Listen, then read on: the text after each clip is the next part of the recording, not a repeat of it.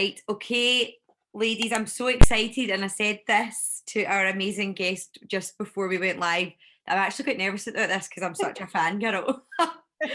So, welcome, Kat Hepburn. Thank you. I'm so excited about this. I've been buzzing about this all week. So yeah, thanks so much for having me. Oh, no, not at all. I'm so glad we've connected because I feel as though this is like as I spoke to you about before, it's like a nostalgic kind of delve into like my past. Which is, it's so relatable, it's so brutally honest, deals with lots of different issues, and we'll get there. But I've also had so many questions in from the girls in the book club just relating to getting to know you, Kat. So maybe we should start there, and then we'll head towards dating and other hobbies, and also want to chat about Girlhood as well, which was your other super successful book. Right, okay. So you, if anyone is watching this and they haven't been on Kat's website, I would definitely recommend it because there's real wee nuggets of the various different things that you do. You know, you're a spoken word artist, you're a writer, you do voiceovers, you're an educator, you're a real multi-hyphenate, let's face it.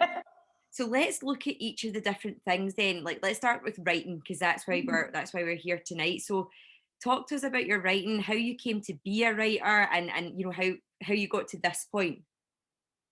Yeah, so right, you're right. I'm like a slashy, I think they call it in America. It's like you're something slash something I slash like something that. else. I've got a portfolio career, I juggle lots of different stuff. But the writing, it's good that you've started with that because that is like my number one thing that I love doing. And all of the other stuff that I do seems to kind of come from the writing. It all shares that kind of DNA. It's all about storytelling. And yeah, I grew up with a writer in the house. So my dad's a writer. My mum's not a writer by trade, but a very good storyteller, especially after a couple glasses of wine. So I Yes. grew up in a very chatty household that was very creative and just was always writing stories from when I was a wee girl. So just always loved delving into characters and stories. Like my dad told me once when one time they gave me in trouble for something and I like stormed off and started like scribbling stuff on a notepad, and they looked at the notepad afterwards and it was like just this complete made up story. So instead of, they thought I was bitching about them, but I just like delved into another character's world. So I think I've always found it a place of like comfort and safety and enjoyment. And I loved reading as well as a child. And then went to uni, did theatre studies and Slavonic studies, which is Eastern European literature and cinema. It's a pure long title. So basically watched like Russian movies and dissected them. And then after that, I started working at the Arches and saw lots of cool kind of groundbreaking theatre there. And then I did a master's in TV fiction writing, and that's when I was like, I want to be a scriptwriter and I want to get into writing as a profession. But for most of my 20s, I was just probably focusing on like enjoying myself more than career stuff, as you do. Thank God you did though. No, I was basically just researching this book for the whole of my 20s. So yeah, that's kind of in a nutshell. But I think that every writer comes to writing in a slightly different way. So there's no right or wrong. You don't have to have gone to uni. I just went to uni to kind of make pals and to sort of broaden my horizons a wee bit. But yeah, I've always loved stories and characters. Amazing. I love the fact that you said that, you know, you'd had a fight with your parents and then you went and wrote a story, like, because it was like you were channeling your anger into a very creative way. That's brilliant. I love it. Right. Okay. So, yeah, because for a lot of people and for a lot of ladies who'll be watching this live as well, who, you know, they are writers, but for some people, writing is just a dream, isn't it? And I think, you know, the younger generation, we were younger and stuff like that, quite a lot of people, it was like, you know, a career, like, you know, you need to be X, Y, or Z, you need to think about a career, but writing is like a passion. So to follow your dream is really inspirational. So I love that. And you know, what a dream you have followed, because you've written for you've written for TV, stage. I love these TV, stage, and page, and digital. Yeah. So good. So talk to us about some of the things that you've written for, and I know that you've featured on the BBC and different things like that. Yeah, so after my master's in TV fiction writing, I got an agent, and I started working at River City quite soon after I got my degree, I think, and I was a story writer. So I wasn't a script writer, but I was in the story room coming up with stories and deciding what was happening to all the characters, and that was a really good, challenging experience of working in a professional writing environment. And then after that, I started going off doing my own thing, as you say, do stuff for stage, did a little stuff for page, just like dabbling in lots of different things, and just sort of seeing what job was coming up next. It wasn't a particularly structured route that I took. I was just kind of following whatever project was popping up at the time. And in a way, that's been good because I've managed to do a lot of a variety of stuff. But it's also kind of been a bit, not annoying in a way, but it's like I'm not stuck to one thing. Like I've done lots of different stuff, but I've tried to see it as a positive. And I've, did a stint at Hollyoaks, a storyline, a month's worth of Hollyoaks episode in the story team there. And yeah, just everything's just been kind of whatever's happening at the time. It's really hard to describe, because I think some people are of that mindset of like, you've got your 9-to-5 job, and but I've just never done that. So this is all I've ever known. It's quite a chaotic career, to be honest, that not really sure what's happening in 6 months, but that's equally as exciting as it is scary. And you just kind of learn to just sit with the scared feeling and channel it into just not knowing what's next and embracing that. Yeah, oh, I love it. And also really interesting to hear about like how TV shows are made, because there's a like you're saying, a story team. That is such a cool thing to have been a part of. So I take it the story team come up with like you say, the stories, and then the script writers put it into a script. Is that right? Because I have got no experience. That's it. And I think if you've not worked in TV, you probably look at it as this like one thing, but TV is just a series of different operations that all line up to make this end product. So if you see yourself as like the story's here, and then it gets past the script writers, and then it gets past the directors, then it gets past the actors, then editors, there's just so many different people on this line of production, you realise you're actually just a small cog in the machine. But with story writing and storytelling, there's a magic to it, because something that you literally can just make up in your head ends up being realized on a screen or in a book or whatever. And that, I think, is what is so special about being a writer, is that it's literally just started off as a thought, and then it's just ended up a real thing. And it's still quite hard to believe sometimes. You're like, whoa, this is a very weird job. Oh, I love it. So did you sit and watch, obviously, the River City episodes in the Hollyoaks and be like, there's my story? You know what? I actually didn't, because I didn't watch it while I was working on it, because it's so far ahead. You don't want to distract yourself or think that a character is thinking a certain way. And then by the time it came out, it was like I was on to a different thing. So I actually never saw much of what I came up with in the story room. It was a bit of a funny one, because it's so far ahead. It's like, they're filming all the summer scenes in winter, and they're having to walk about in like summery clothes, and they're all freezing their balls off in Dumbarton. That is a sin, isn't it? Because we obviously all know how cold that would be. Yeah, it was very, very cold. I remember it just being freezing all the time. And bless all the actors. They work really hard on that show. They do. Yeah. Right, okay, so do you have a preference then? Obviously, you've done TV, stage, page, digital. Do you have a preferred medium, or are they all just so different that it's just all part of what you love? Yeah, I think that's a good question, and the answer probably changes depending on where I'm at. As you can tell, I've like got quite a lot of different stuff going on. So I think the trick with keeping things fresh and keeping myself happy is not doing too much of the same thing.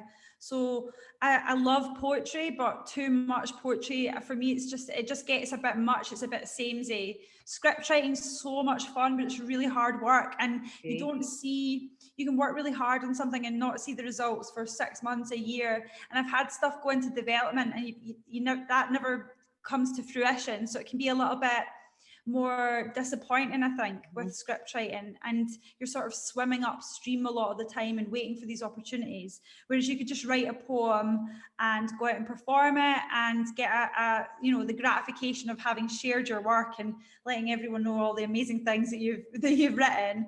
Yeah. So in that way, poetry is good because it's like that, that the gratification is quicker. Yeah. But the script writing is where I'm focusing more on now, and hoping that the different stuff that I've got in development, something's gonna, get through, because it's like all these different gatekeepers. But yeah, I think it all just boils down to, like I said at the start, storytelling. So yeah, I like doing all the different types of writing, but I think the key is to mix it up and keep things exciting for myself. Yeah, I like that. So if anyone's watching this, Kat, then that is like, I want to be a writer, that is what I want to do, would you recommend then, doing obviously like a master's and getting an agent? Because you said that, do you think that made a difference then? Because if people don't know, they don't know, do they? Yeah, the agent thing's funny because they're based in London and they don't take as much to do with my career as I do. Like I all the Scottish opportunities are not seen as as lucrative because they're not based in England and they're not as high paying. So because the Scottish scene is so small, I tend to do all the Scottish deals myself, unless it involves a bigger sum of money and a contract and all that. Most of the stuff I do is kind of like small fry stuff. There's the odd medium sized thing, but mostly it's small. So I kind of deal with all that myself. I would say you don't need an agent to be a writer. It helps get you speaking to different producers. I mean, I don't have a publishing agent, so anything to do with my book or spoken word, my agent doesn't take anything to do with that. My agents didn't even get involved when I was doing the Hollyoaks stuff, because that was a trainee role that I was going for, that was a storylining role. So it's really specifically script writing they're an agent for. So it can be a little bit narrow. And for someone like me that's quite good at quite a lot of different things, it's actually, I think you're fine not having one and just hustling yourself if you have the confidence to send out emails and introduce yourself to people. But I think the main thing before the agent stuff happens is that you just need to be writing regularly. And the more you write, the better you get. It really is the same as I always say in workshops, it's like exercising. The more you exercise your body, the fitter you will be. And it's the exact same with your brain and your writing muscle or whatever it is. It's like the more you write, the better you will get. And you want to have a selection of writing that you could then show to somebody. As an example, this is what I do. And then you could get a paid gig out of it. And that's really, and then one paid gig leads to another, hopefully. And that's really how I went with things. I got the agent really early on. Did I get script writing work directly off the back of that? No, but I did meet some producers and I did kind of get into the industry through that. So I wouldn't be disheartened if you don't have an agent, and it's definitely not the be all and end all. It's helped, but also being a hustler and being confident and putting yourself out there, that's more important, I think. Okay, that's a really interesting insight. So thank you, that's brilliant. So this is a question that came up later on in relation to dating other hobbies, but I think it would be quite good to obviously ask it now. You were talking about writing and how you need to be consistent and be doing it regularly. What is kind of like your writing tactics type thing? Do words and poems and short stories, do they come to you wherever you are, or do you sit down and you sit and write? How does it all come to you? Yeah, the first one, that's how it comes. Yeah, it just comes to me. It's like my phone's just full of random notes about loads of shit, mostly shit, but occasionally there'll be a kernel of something that I'm like, oh, that could be a story. And I think as writers, we tend to be kind of emotional sponges, and we have to be very good people watchers and gossipers, and we just need to enjoy people, and I think that stuff just comes to you. It doesn't mean that it's easy though, because the ideas are the easy part, and it's actually having the dedication and determination to turn those ideas into something, because you could have the greatest idea in the world, but if you've not put it into action, then it's like as good as not existing in the first place. I think pushing yourself to create something from your ideas, a good shout. But yeah, when it came to the book with dating and other hobbies, I felt like there was different themes that I touched on, and then I noticed there were some gaps. And and then I realized I had to fill those gaps, and that's probably what was the hardest thing is having to fill a gap and go, right, I want to write something under the theme of, you know, a relationship not breaking down for once, because I think a lot of my stuff's very cynical, kind of. So I was like, oh, I need to have one about it's just true. So right. Yeah. Amazing. Okay, right. So hold that thought. We're going to come back to that. I'm going to write that down because that was part of somebody else's question. Right, gaps. Right, I'm going to write that down. Okay, so let's chat about girlhood then. Hashtag girlhood. Yeah. So I read that this was sort of came about from a conversation with a best friend. Is that so? Talk to us about girlhood, because you then went on to do a Fringe festival show and it was 5-star sellout. Yeah. So tell us about that, and cheers. Cheers to the 5-star sellout. Thanks for having me. Not at all. Yeah. So Girlhood, the idea of Girlhood was built around one poem, which is called Monster. And Monster is it wasn't an easy poem to write, and it's never been an easy poem to perform, but it's about sexual assault. And it was created from friends' experiences and some of my experience, but really just a general thing that I felt was happening in our generation of women.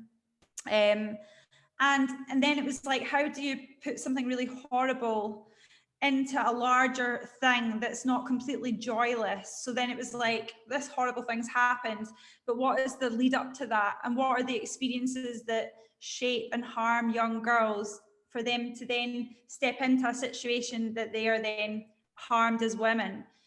Not to say that there's any culpability there or victim blaming, but just looking at a girl's life, you know, a character's life in little building blocks, and looking at, you know, the experiences of seeing, you know, Christina Aguilera's Dirty for the first time. From, you know, having a first kiss in a field, from having a crush on a teacher that then takes advantage of that situation, and from really beginning to like be aware of your own sexuality, but not really understanding it, of that kind of potent teenage girl of just thinking, I rule the world, but actually having that vulnerability there that they're maybe not fully aware of. So that's where it came from. But it was a conversation on a beach with my bestie, because I was like, how do you summarize all this stuff that we're all experiencing, that we've all went through collectively as young women? And you know, at one point it was about all my different hairstyles, and that was the kind of vehicle to take us through. I used to have hair like you, actually. I love the pink. Oh, thank you. Yeah, and then so that idea got sacked, and then it was kind of like, right, what do we do? And then after I wrote the book, I then decided to turn it into a show. So the book came first, but then the show sort of grew out of it, and this character girl who I played, who's kind of based on me and my friends, and it ended up just being a big celebration of womanhood, of friendship, of female friendship, and of how, you know, no matter what happens, at the end of the day, you've got your girlfriends. And that really felt like the kind of beating heart of the show. So something bad, a couple things bad happen in it, but that's life. And, you know, your life doesn't have to be defined by that thing. Brilliant. Well, just before we came on, I bought the book because I was like, I need to now read this because of this absolute nugget of amazingness. So I'm really, really looking forward to reading that as well, and we'll maybe even cover that in the book club too. Yeah. So amazing. So the fact that you did obviously your Fringe show, that probably takes us really nicely into the work that you do as a spoken word artist. So tell us about that. So while I was at uni doing the MA TV course, that's a master's in TV writing, I met a guy called Kevin P. Gilday, who was a spoken word artist, and I had no idea what that was when I met him. He said he was a poet, and I was like, oh God. and then he took me to a poetry night that I thought was going to be dead boring, but it actually completely opened my eyes up, and it changed my life. Honestly, it was like just realizing that you can express yourself in a way that's true to your own voice. So I just started writing poetry, and then the first poem I ever did was about Tinder, and I was like shaking like violently out of nerves on stage. Yep. And yeah, I just got a huge rush from performing that. And then I started to do it more and more, and I got quite good at it. And then I started promoting nights and hosting nights, and doing a lot of corporate spoken word stuff. Like I've done commissions about like period poverty, potato waste, all the P's. There we go. So, yeah, it's just ended up being another like string to my bow, which I really enjoy actually as well. It's just, yeah, it's like kind of, I think you're able to add your personality to spoken word and stage stuff in a way that you can't really do with page. It's like you just have to kind of let it go when you've written it. But if you're a spoken word artist, the relationship between the words and your performance, they work together to make this, make the magic happen. Oh, I love it. I love it. And so did that then lead into you starting to do that? Did that then lead into your voiceover work? Or did that when you already... Yeah, the voiceover's definitely only been a couple of years I've been doing that. But yeah, you realise, well, I use my voice, I speak for a living, and then you think I could probably monetize this a little bit more. So yeah, started doing, just bits and bobs. Like sometimes you get the script, and I've actually got a separate agent for voiceover work as well, just for anyone interested in that. And sometimes you get a script and you don't even know what it's for, but you have to like put your voice to it. But yeah, that's quite fun as well. And again, the spoken word kind of feeds into that, the way that I speak in the spoken word, and the voiceover stuff can be quite poetic sometimes, and the voiceover stuff's helped me be better with my voice, so with the spoken word. So it all just feeds into each other, really. Yeah, it really does. You've got a lovely voice, and you're so like a really lovely Scottish accent as well. Like it's just, it really does all work hand in hand. This is probably quite a nice point, although we're not like fully focused on it yet, for you maybe to give us one of your maybe a wee poem or whatever you fancy from Dating and Other Hobbies, because it would be lovely just to watch you, hear you perform. Yeah, okay. So I think because we were speaking about nostalgia and it just connecting with people of our kind of age group, I'll start us off. I'll read you this one, and it's called Mistakes of a 20-something Millennial, and it's the first poem in the book, and effectively it's the prologue. So it just kicks the book off, and it lets you know what you're in for. So here we go. Ordering that second bottle of wine on a school night, losing track of time, sleeping with him, sleeping with her, not going to sleep, sleeping in, sleeping on a couch at a party, going to sleep with your makeup on or your bra, making him sleep on the couch when you know deep down that you are in the wrong, wearing a thong, not following a recipe, choosing the wrong karaoke song, the wrong university course, the wrong main course, the wrong contraception, the wrong person to give your affection, wearing high heels that you can't walk in to a winter wedding reception in Scotland, getting the bus instead of walking in the fresh air, cutting your own hair, not telling someone exactly how you feel, telling someone exactly how you feel, stealing cheese from Tesco, thinking it's not an interview, worrying about your pubes, berating your own boobs, being too afraid to get your bare legs out,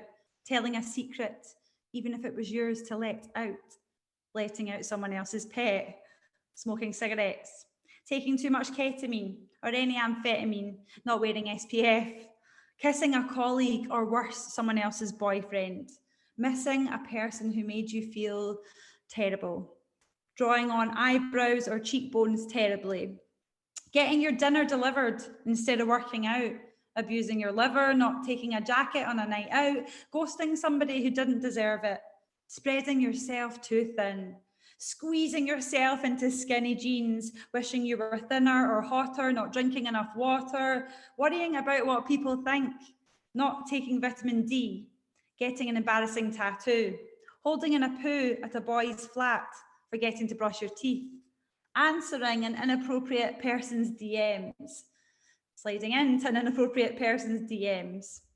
But are these all mistakes or ways we find to grow and learn, earn our stripes and discover who we are?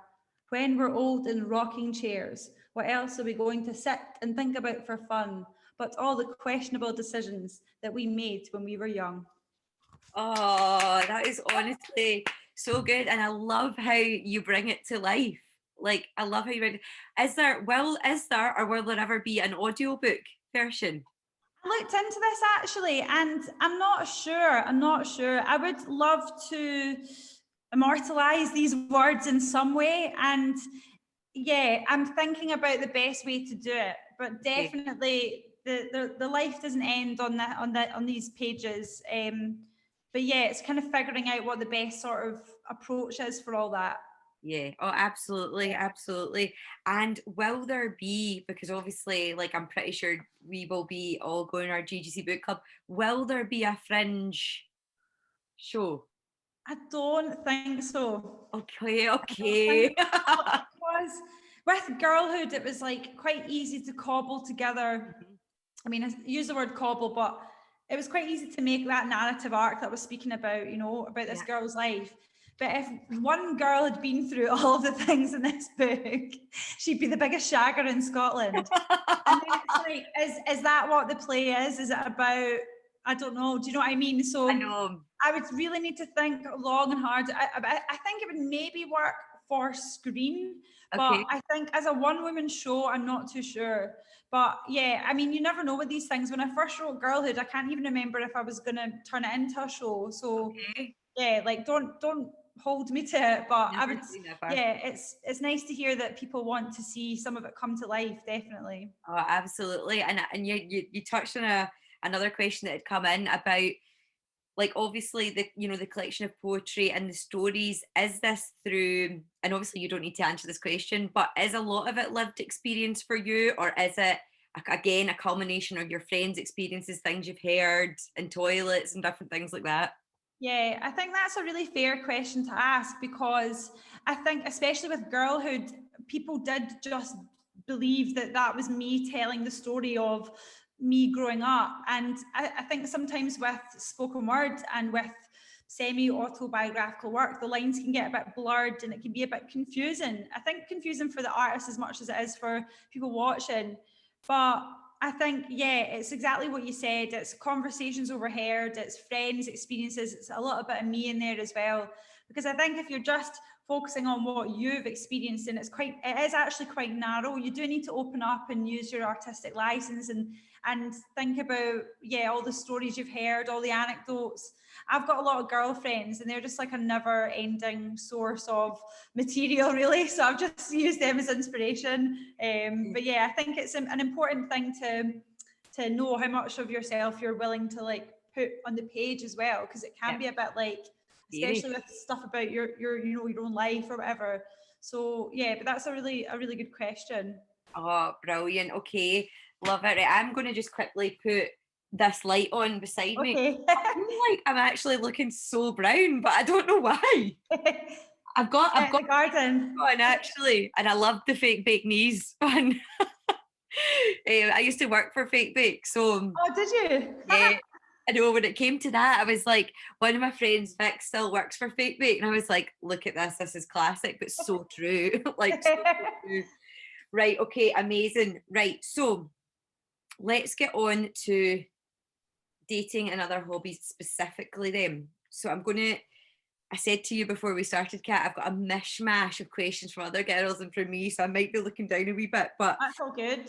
Okay, so someone had said, which I thought was a really nice point, it's really interesting how you've organised the contents of the book. So chapter 1's about digital, chapter 2's casual, chapter 3's wanting, and chapter 4's missing.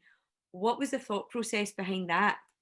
Well, it was quite difficult to put them all into groups. I didn't know what I was going to do really at first. And with writing, it's a little bit trial and error. It's a little bit instinct. At one point, they were all named after boats and below deck, all the chapters. So yeah, just like you try out stuff and then you go, this has actually got nothing to do with what I'm writing about. and it just felt right. It was really tricky to figure out what those 4 things were, because a lot of them could kind of go in to the other groups as well, but it just felt right getting those 4 ones down and physically printing them out and putting them together and seeing how they all looked on the floor. But it was very tricky. With Girlhood, it was like, okay, she's 13 now, she's 16 now, she did it, and it was very easy. But this one was just felt a bit like, oh, sometimes the characters, you know, at first year of uni, sometimes they, you know, it's their wedding night, so it's kind of difficult to put it all in the right order. But I'm glad to hear it looks like it makes sense. Oh no, it totally does. It really does. It definitely comes under the pillars for sure. And the next question was also really interesting as well. So in each chapter, you've got one short story. So digital, you've got toothbrush, casual, easy, wanting, orla, and water sign. So 2 short stories, and missing, tiara. And then in all the chapters, you've got 7 poems, with the exception of casual, which was 9 poems. Was there a reason behind that, or is that just how it all worked out? It's just how it worked out, yeah. I mean, the whole book could have probably been called casual, to be honest, but so it was definitely going to be the fatter chapter. But I think they're all roughly the same page count, I think. Okay. So even though there's more in one, there's maybe more shorter ones or something. But yeah, I think that comes down to what we were speaking about earlier about me like filling in some gaps, because at one point, one of the chapter, I think casual was dead beefy, and then missing was a bit shorter, so then I had to look at ways of like filling in what I thought was what was missing from missing. Okay, so that's brilliant then, because one of the questions was on, obviously there's so many like issues of women, you know, women's lives growing up, you know, from girls to women, things that we have to deal with, how hard we are on ourselves. You know, you address a lot of these different things in this book.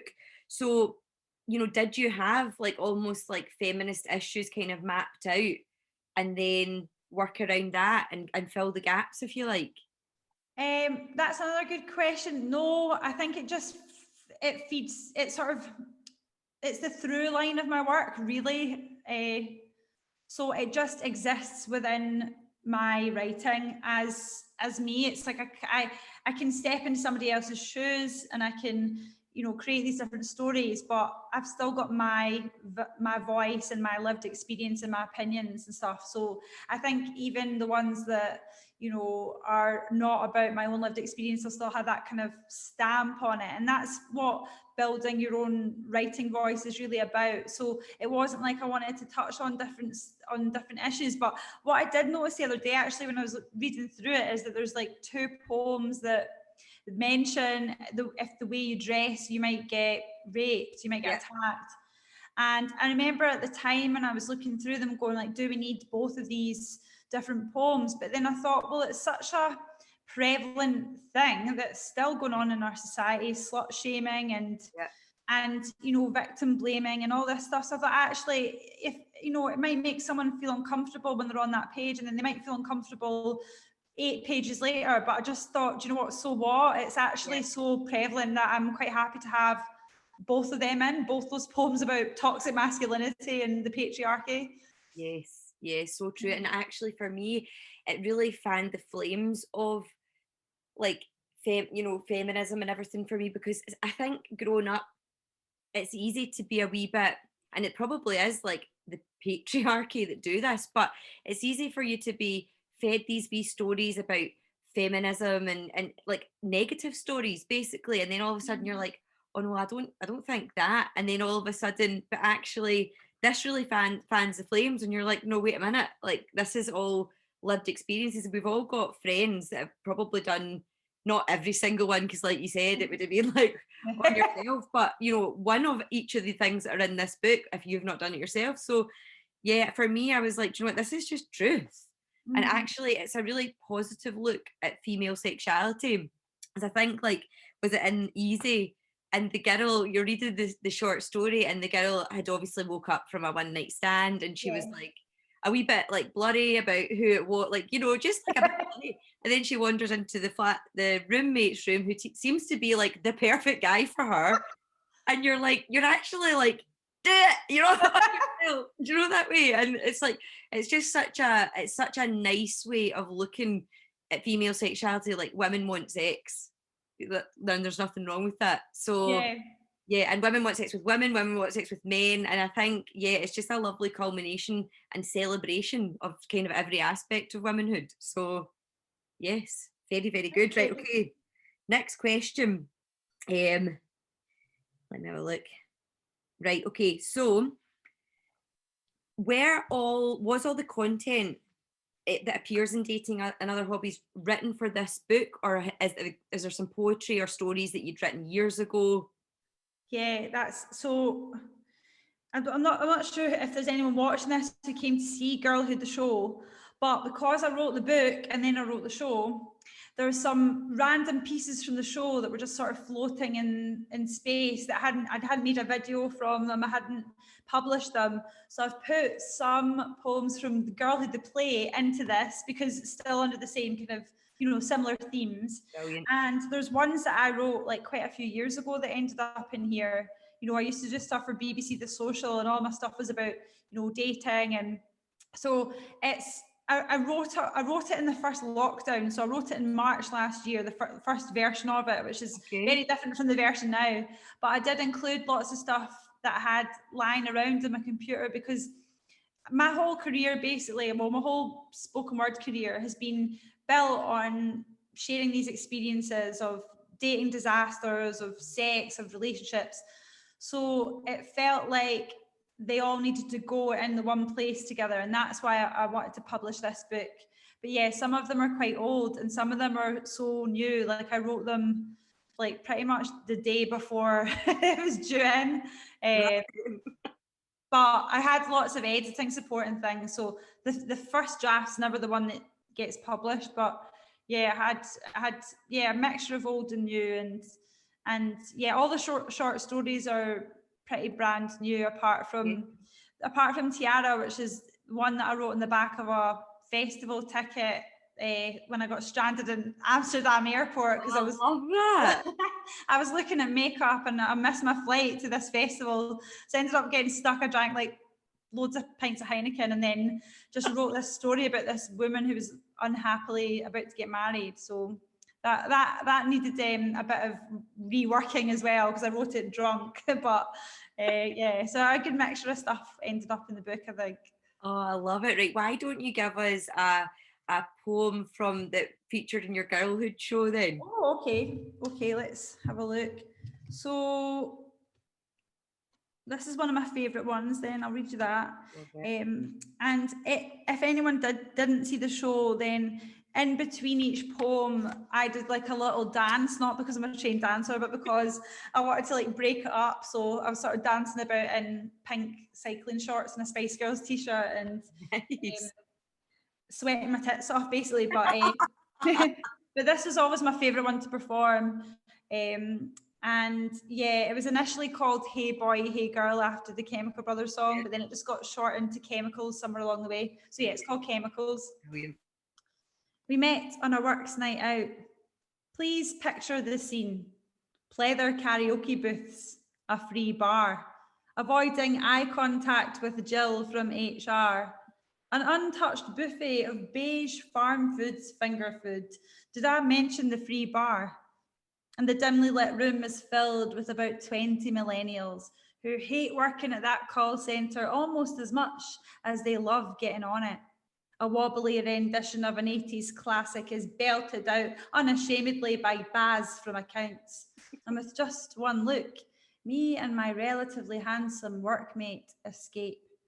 Booze floods through our bloodstream as we talk about everything, caught up in a whirlwind, shot with an arrow by a cockeyed Cupid. He is just the tonic for me. The alchemy of it all makes me giddy. Guard was up to begin with, but with him it's melted away pretty quickly. See, to be honest, I am defenceless to his charms, disarmed by bevy-laden banter, patter delivered to me by a supreme enchanter. We meet up the very next day. It's a far too summery Saturday in May. Glasgow is absolutely cooking. We get steamboats in an overcrowded beer garden. He says we're lucky to get a spot. I just feel lucky that I'm with him. We are the bubbles in tenants' tops and ethanolic whiskey chasers on the rocks and on the sly. I text my bestie, OMG, I think I love him, heart emoji, heart emoji. And we're swept up as sunset drives us to a friendly dispute in an old man's pub. The usual clientele roll their eyes at the loud snort in my laugh, but I don't give two hoots. We end up at the dancing that night, and in the smoking area, our faces are pink and freckled from the unanticipated sun, and our skin is sweaty, and I'm so happy, and back inside over the music I shout, this is so much fun. I know, I'm a fanny. And then the perfect storm of dopamine, oxytocin, nicotine, adrenaline, serotonin, and whatever the fuck we got that fucked us up so much. I'm romanced by his quick-witted chat outside that shitty nightclub, and then back at the after party at that student flat where we played Twister and FaceTime his wee sister, and he is full of philosophy and academic musings, and we dance to unironic 90s R&B on repeat till the sun comes up, and falling in love out your nut is some buzz. That's it. Oh, love it. Honestly, so good. I love hearing you speaking the words. It just brings it to life. So like you can, like the way you say it and the way that you read it, I love it. So good. Thank you. Okay, right. So next question then. So you said, actually, this ties in really well. You said that this is one of your favourites, Chemical. Yeah. Do you have any other standout, a short story or poem in the book that you would class as a favourite as well? Oh, it's hard. It's hard to pick, isn't it? Because they're all so brilliant. No, it's just difficult. It's difficult to like be objective about your work. But I can't even remember the name of it. The short story about the threesome. Yes, is that Toothbrush? Toothbrush, yeah. I really liked Toothbrush. It took so long to crack what was going on in it, and it started off being one thing and it evolved. So I think just because I've spent so much time with Toothbrush, that's probably one of my favourites. But I think they all have a place in my heart, and I think even reading Chemicals there was so much fun because it actually takes you back. You know, the last proper time I was, did a full run of a theatre show was in 2019, and it really did take me back to all them, to all that experience. And I think that all of these poems take me back somewhere, either as a writer or as a person that's experienced something like that. Yeah. Oh no, I love it. It's so good. And Toothbrush was like, and this is like, I know this makes me sound really sheltered, but this made me really consider the fact that there was an app for threesomes. Yeah. I was reading it and I was like, I know that is like quite brand new information, but of course there would be. Yeah, you can find anything online, I think, really. Yeah, I know, and especially now everybody is living the virtual world, aren't they? Yeah. Right, okay, brilliant. Okay, so next question. Okay, so this was from, there's a lot of writers in this group, I know that I've mentioned that, and they are really loving, the book, the fact, the colours, the illustrations, how you've marketed yourself. What tips would you have for any writers who are just about to either self-publish or, just to get their books out there? Yeah, it's difficult when you've not got a big agency or a big publishing house behind you. So my experience has been very DIY. Like I obviously do have a publisher. I've worked with two great publishers. So my first one was Speculative Books, and they're a brilliant indie publisher based in Glasgow, and then Burning Eye are based down south, who did Dating Other Hobbies. But you have to put in a lot of the work as well. It's not like, you probably could just leave it to them, but you wouldn't get as many sales. So you need to be really proactive. But it's actually part of the job that I enjoy. Like I enjoy reaching out to people and making new connections. And over lockdown, I've made so many new different writer pals. It's like, getting to know different people just from chatting to them on Instagram. So I think connecting with other people in your community, whether that be writing or whatever else is going on, just connect with people. And what I've found is people are always happy to answer a DM. I definitely am. If anyone's got any questions like after this, whatever, my DMs are always open. And I think most writers are pretty sound people that are quite happy to pass on advice, because like I was saying before, there's not one single route to successful writing. So it really is a bit of, you know, trial and error, and knowing that not everything that you do is going to become, it's not going to lead directly to success, but it'll help maybe broaden your network, or, you know, I think just keep your eyes and ears open and get connected with like-minded people, and maybe people that are slightly ahead of you in their careers. First-time authors are probably really excited to chat, and Brilliant. yeah, just slide into those DMs is my number one piece of advice. Love it. Right, okay, great. What someone else had asked, why end with ghost? Was there a purpose in that, or was there like a final message? I just felt like, but what was the reason? yeah, I just felt like it's the title Ghost. It just felt like nothing comes after Ghost. Like nothing comes after being ghosted. It just felt like the most final thing.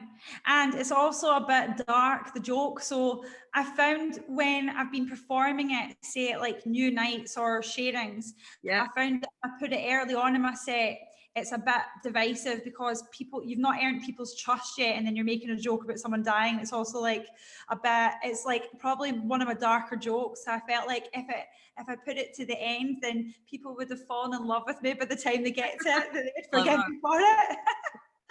Oh, I love it. You won an award for comedy, didn't you? I was nominated, yeah. So I was nominated for best writer at the Comedy Awards last year. Brilliant. Yeah, always good to get a nomination, but it's just like, I think most writers feel kind of like imposter syndrome, because I was like, what have I written that's funny? I don't know, but yeah. Well, it doesn't surprise me, honestly, because like I know that I'd messaged you this, but I normally read in bed, and I like howling at this book. We were talking before we went live. I shared your poem on the Hen Do Home edition on the GGC Insta earlier on, because it's actually, it brings, see, if I was in like a really dark place, I could read that poem and then be right out of it, because it's just so funny. And you've all been on the Hen Do's, which get inappropriate, and then there's a mum about, and you're like it's just so, it's genius. I loved it. Right, okay, so this next question was around some of the really hard-hitting content that you've got, because you know you deal with things like you deal with actually probably every spectrum of light and dark. I mean, you really do in a woman's life particularly. How do you feel in yourself after writing something that's really dark? Do you need to kind of take some time out after it, or you know, can you separate yourself from it quite well? Yeah, it's an interesting thing. It's difficult sometimes to deal with stuff because you're so focused on the thing at hand that actually there can be shock, like aftershock, like not the drink, like when an earthquake happens. There can be little like stuff that happens, and it you know, it's like a wave. It doesn't hit you immediately, but it can maybe be like, yeah. So it's difficult. I think by the time you've came to like performing it, you've written it, you've redrafted it, and you should never write something or put it out to publish that you've not processed yet. Like my writing isn't it's not therapy, you know. It's like it's something else. It's my profession, and I'm really lucky that my profession is something that I'm really passionate about and that I get to be creative, but it's not a way to heal for me. Maybe it is for other people, but in saying that, some stuff can, yeah, it just sort of does catch up with you, and I think you just need to be really ready for it and know that emotional hangovers are part of being vulnerable, and they're part of sharing yourself and sharing difficult and vulnerable things. And yeah, so you just sort of, I think you need to be aware of it and be prepared for when it might happen, and it can sort of sideswipe you, I think, sometimes. Yeah, I can imagine, because some of the stuff you are like you take a wee breath when you're reading it, because yeah, like I said earlier, you if you've not been through it, you know someone that has, and it does bring it all home. So right, okay, so the final question then, Kat, is what's the dream for you? Like you know, you're living a dream life. You know, we spoke earlier on, you go between Glasgow and Berlin, which is super amazing. You know, what's next for you? Oh, that's such a big question. I've got a couple of things in development at the moment. I've got a feature film, I'm writing a short film, and I want to have my name on a proper script, like a TV script. So when the short film comes out, that'll hopefully lead to more stuff. And the feature film, it's just a case of waiting on, like I said at the start, these kind of gatekeepers, and stuff's kind of maybe, but you don't want to jinx it. And then I'm also working on I'm script editing at the moment on this amazing TV show that's all women, queer. There's not one man in the whole script. It's amazing. So more, I think, just leaning into more stuff like that, following the next project, the way I've done my whole career so far, and just hopefully getting that my name on that, you know, on the TV or the big screen. But ultimately, I just want to be telling stories that engage with women specifically, but that hopefully speak to a general experience that hopefully keep making people smile, laugh, cry sometimes. And yeah, that's it. Just keep telling stories really and getting paid for it. Oh, amazing. And that is the dream. It is the dream. So anybody watching this who wants to be a writer, don't ever be told that you can't, because you can, and Kat is true testament to it. And if you haven't bought this, anyone's watching this video and you've not bought this, you must. I will share the links underneath it. I've just bought Girlhood. I can't wait to read it, and I'm sure it will be the same. Get them both at the same time, because let's face it, it's a journey, and it's a really, really amazing one at that. So thank you, Kat. Will we finish with a final spoken word performance from yourself? Okay, right. One last one. What should I do? One last one for the road. Okay, one for the road. So, okay, I'll do one called "Girl at My Gym," which is about being jealous of other women. So, okay. Okay. Girl at my gym, you are narrow-waisted, pert-chested, thick and slim in all of the right places. You wear tiny little tops that show off your killer abs. If I had to take a stab, I'd say that you must work in fashion. That would explain those designer leggings, or judging by the massive glittering rock on your finger, maybe you have a loaded fiancé. You have the presence of someone who knows that she is bang tidy. We all know the vibe. Head held high, your journey to the water fountain is a strut worthy of a London Fashion Week catwalk. Your blonde hair swishes from side to side as you trot on that treadmill. You are a show pony. No matter how much you train, you never break into a bead of sweat. You're never out of breath. Your contoured, perfectly make-up caked face never even goes pink, let alone red. Your toned arms are a Saint-Tropez brown, nae streaks, of course. You and your man must own one of the second homes. Your life is just a long string of holidays, like clothes on a washing line, punctuated by posh brunches, skinny lattes with your equally hot pals, spa weekends, bank-breaking cocktails and high-end bars. Tenors bet your Doug is better dressed than me. You've clearly never left a bog with your skirt tucked into your thong, or bumped into your ex the day your fringe was cut wrong, or queefed during sex, or sent an accidental text to your boss calling him a shady shit munching prick. Everything is perfect for you. I can tell that you are not in credit card hell. You don't still live with your folks. You're not doing far less than your best to sell central heating over the phone, stuffing your puss with Dominoes in the evenings, eating your feelings, guzzling cheap vino to try and forget that you won't ever be your ideal weight, and you'll never escape from your debt. No, your hardest decisions are what shade of paint to use in your dining room, dove's tail or elephant's breath, or where you should next invest.